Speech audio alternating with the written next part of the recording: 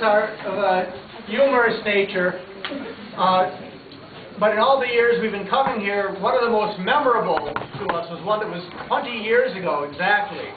Our archivist Phil Runkle and his mother Lydia did a dramatic reading of letters to the Catholic Worker that were never published. Letters to the editor of the Catholic Worker that came in the 1960s. And Betsy emailed Phil to ask permission, and with Phil's permission and blessing, we are giving a reprise of the Catholic Worker archives from Sugar Creek of 1989. Wow.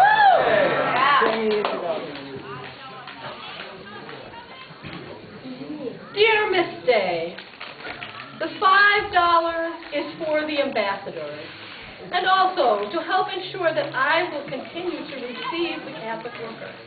I become persuaded more than ever with each issue that this is one of the most important 2 or 3 publications in the United States, if not the world. Wow. Dear Dottie, I came across a copy of your rag several days ago and read some of the party line garbage. I found a letter from a Bob Calgagee on the back page which reads as though it were written by someone who sniffs airplane glue. I am definitely going to check into your paper with the House Un-American Activities Committee. Wow. Dear Miss Day, I don't know who sent in my name for a subscription to the Catholic Worker. But with each issue, I bless him more. The last issue, in particular, brought home to me the silliness and waste of contemporary life. The illusion that we are useful because we move around so much. The dilution of self in a vacuum of meaningless activity.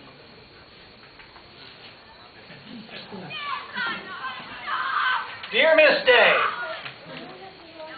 I am continually horrified by the realization of the government of the United States, to say nothing of the Catholic Church, allows the publication of your vile, insipid, and scandalous newspaper.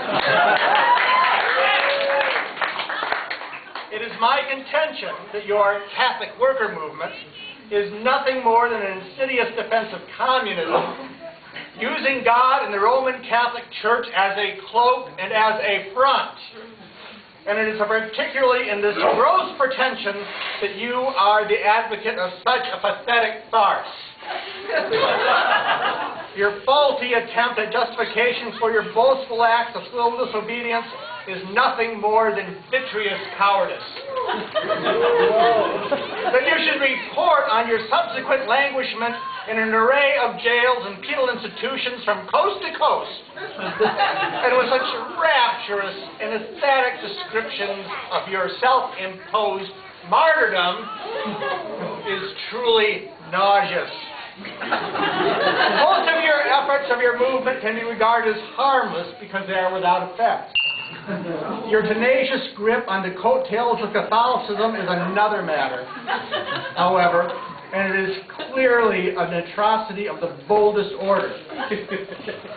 Your movement, I believe, is one of the most pungent scandals the Catholic Church has borne in ages. Amen? Please cancel my subscription to your newspaper, and do so permanently. We do not want this source of scandal vilifying our living room. Holy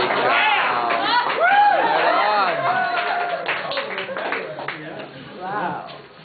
Dear Miss Day, enclosed is my check for $2. I should give this to my own church, the Unitarian. But darn it, they are taking such an attitude toward our actions in Vietnam that I'm just about ready to turn Catholic. Except the regular middle-class Catholics are even more reactionary, no doubt. If and when I get a job, I'll be able to give everyone more. Just refused to consider an offer of employment at a naval radioactive testing lab. The thought of the Navy at present sickens me. The 6th Army for 30 days was bad enough, with their strange air of acceptance of all that is to us dreadful. Suddenly, at the end of my appointment, my reappointment was canceled without explanation. I have an idea part of it was the Women's International League of Peace and Freedom button.